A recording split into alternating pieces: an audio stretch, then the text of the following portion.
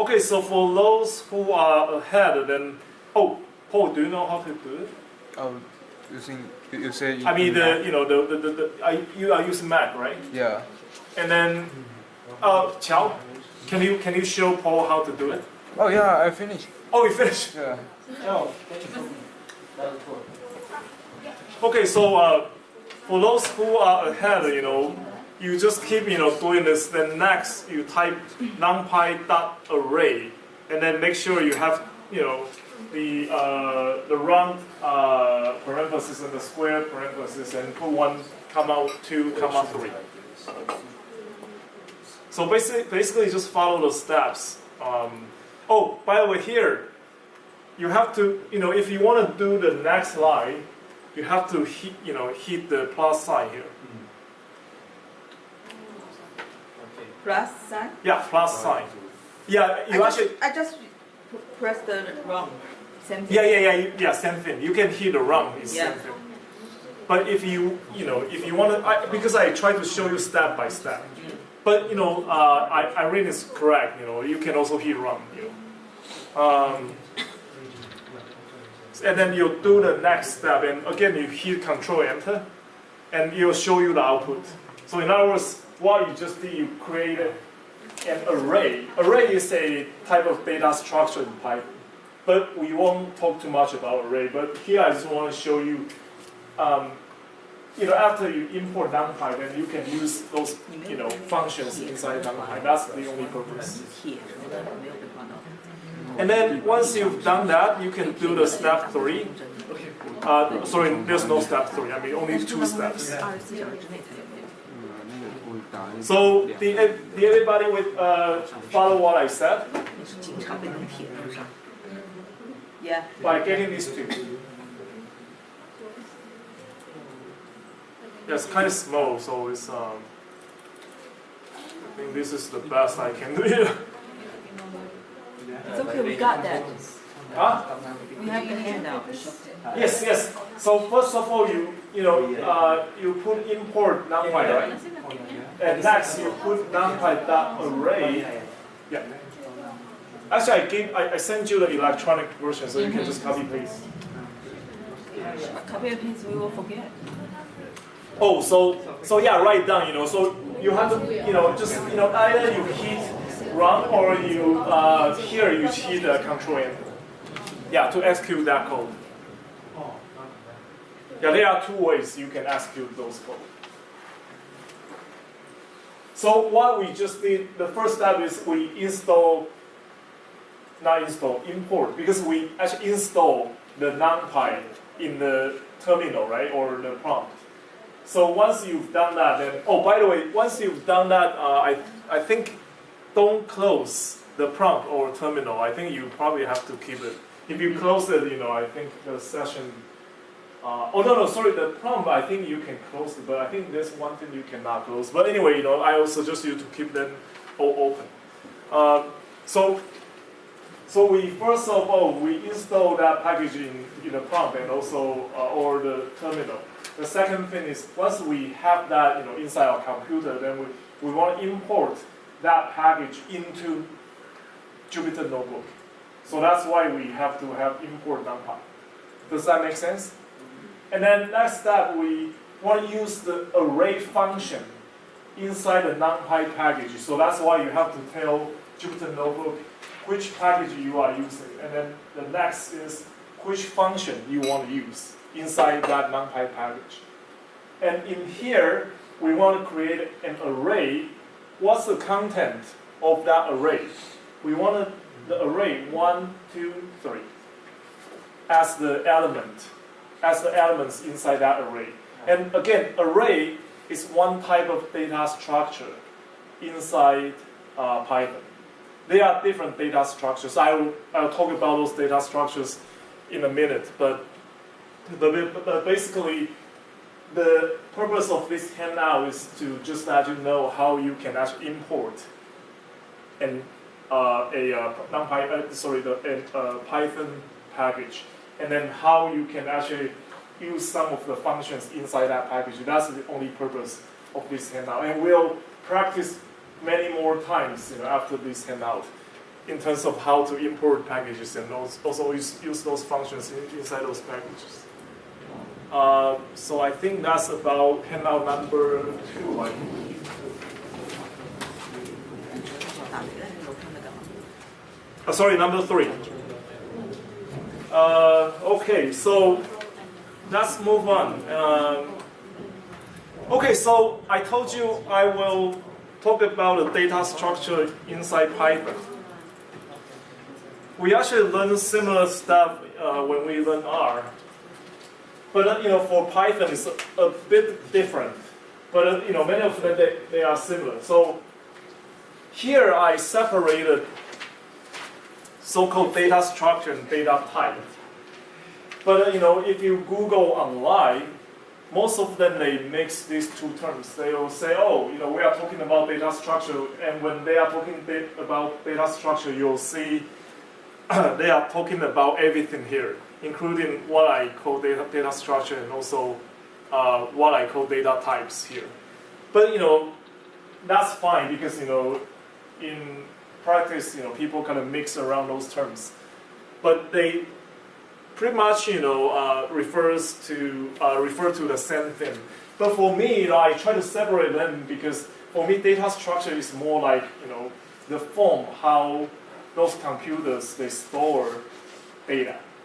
But data type for me is more like what type of variables you have. Like it's numeric or categorical. It's so there's still a difference between so-called structure and type. But of course you don't really care too much about these jargons. But for me, I try to separate them because I think they are actually different things. Okay, data structure.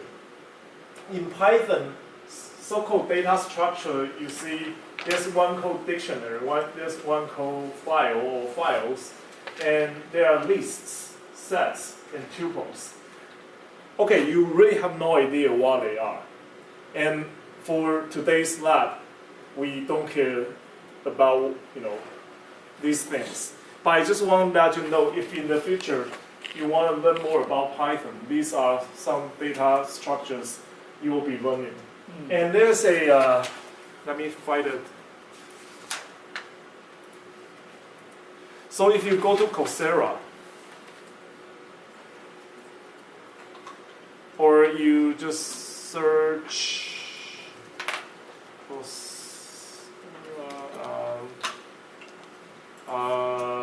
data, I believe it's called data structure.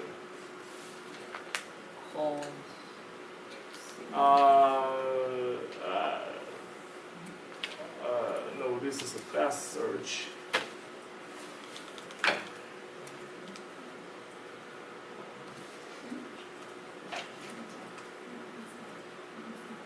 Okay, so on Coursera from U of Michigan, you can find a course. It's called Python Data Structures. And then this course is actually, if you look at the syllabus, what is the syllabus? Oh, okay. So you see the week 1 of that class, it talks about streams. And then the second week is basically talking about how to install Python. And the third week, it talks about files. And the files is one of the data structures. And then week 4, it talks about lists.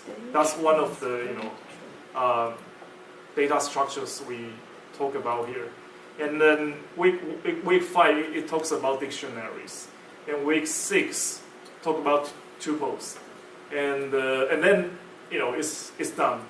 But actually, there are more than these 5 different data structures. So what I'm saying is that if you are interested in data structures inside Python, you can take that class. It's free. You can just order it. You don't need to pay.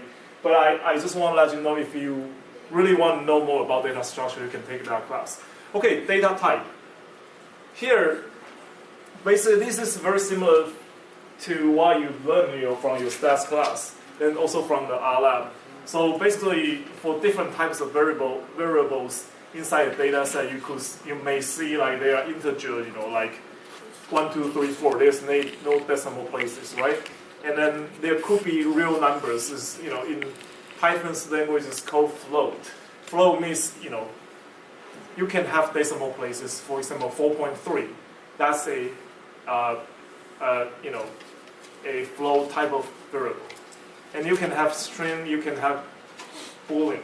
Boolean is the true false, 0 and 1 basically. So there are different data types inside Python. Okay, now,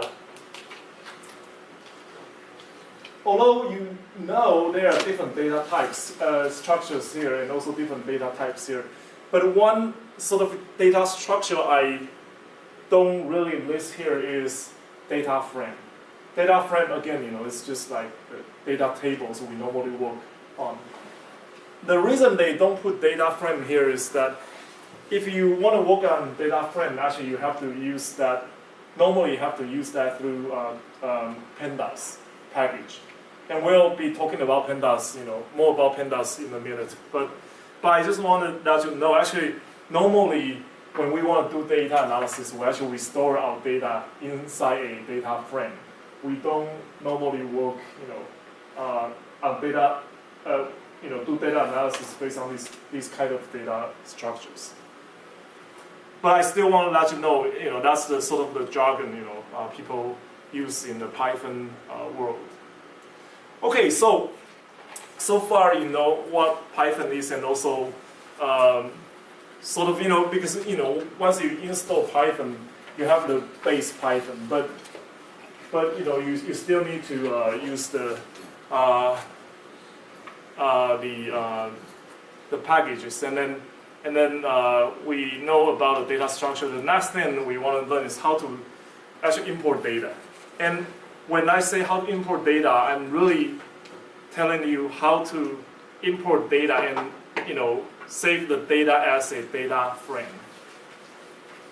Okay, there are different data types: CSV, Excel, SAS data, R, text files. But here today we are only going to talk about CSV file, because again, this is one of the most commonly used data type. Okay, so if you open up the handout, so the title is import data CSV. So that's again, skip the fundamentals first, and then we do the exercise first, and then we'll come back to the fundamentals. So exercise 1, basically you get a data set. It's called world_populations.csv. So we want to read this data into Python. So and then okay, I think that's just do this one step at a time. So the very first step you have to do is to install the pandas package. We just tried the NumPy package, right? So now you should know where to install the pandas. So where to enter that?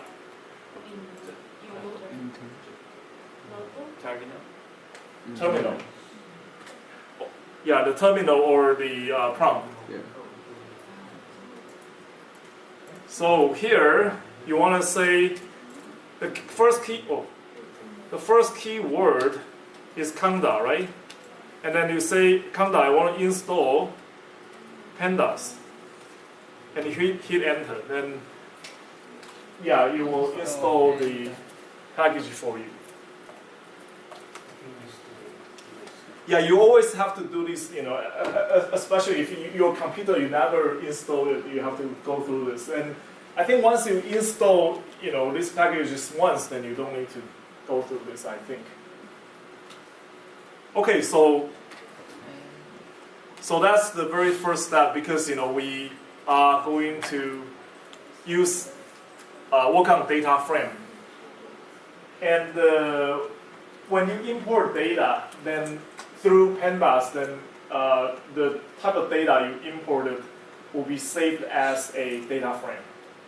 So that's why we need pandas in this case. Okay, the second step, you have to import pandas. Okay, here, notice one thing different from the previous case. In previous case, for NumPy, I only said import NumPy, right? But I did not have as something, right? That's not the case for the NumPy, right? If you look at your handout, when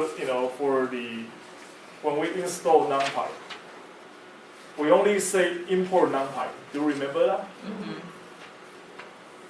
Okay, now here I said okay, import pandas as PD.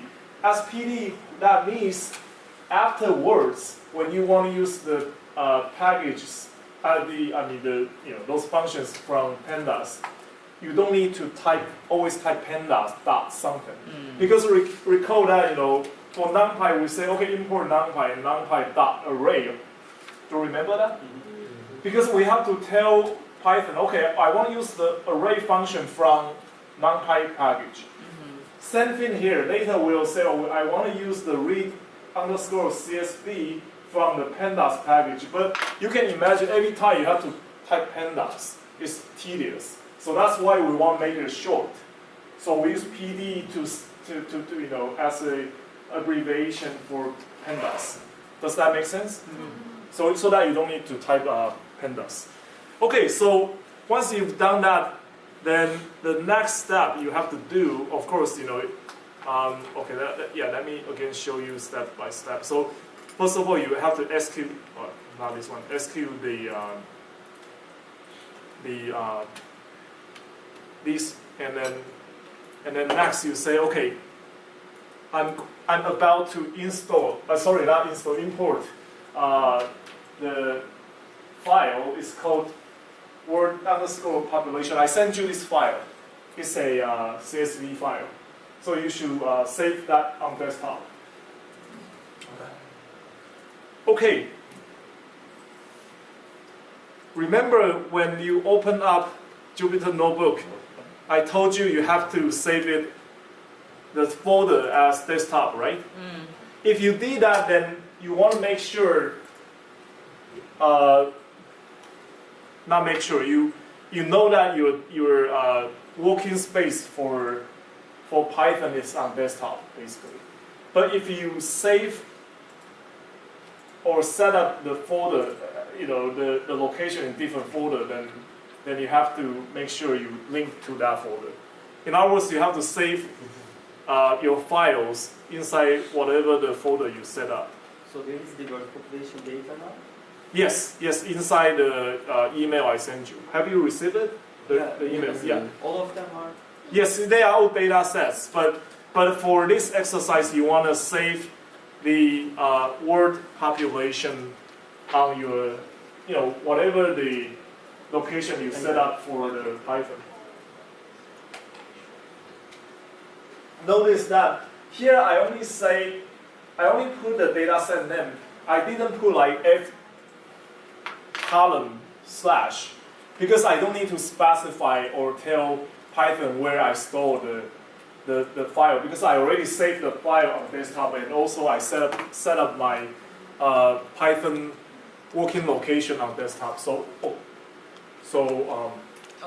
I don't need to specify the path. I just say I want this file. Do you know what I'm saying? As long as you save your file on desktop and you did set up your working location for Python on desktop as well. Okay, so once you execute this, then you have already imported this CSV into into Python. And okay, notice that inside Python, what's the data set code? In this case, what's the data frame name we give it? DF1. So it's a short for data frame 1. Okay. So with that said, okay, let me show you. Let me see whether I've done that. Okay, I think I did not, but okay, let's execute that code. Oops. Oh, sorry, I did not save my file here on desktop. So wrong demonstration.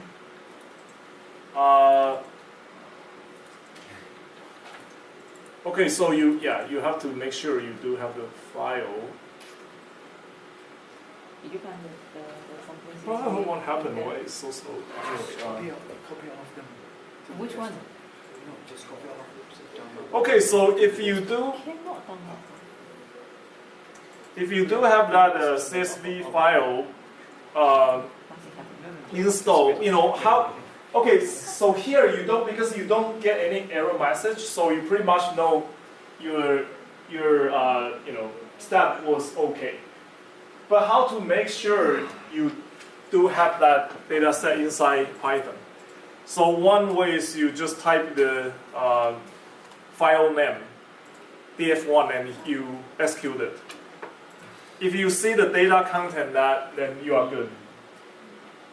Which means the data set is already inside Python. So in other words, if you want to print the content of the table you just imported, you just type the Python object name directly. In this case, it's df1. So everybody with me so far? Oh, yeah, I'm downloading. You have what? You. So where's your file? No, I mean, where's your CSV file?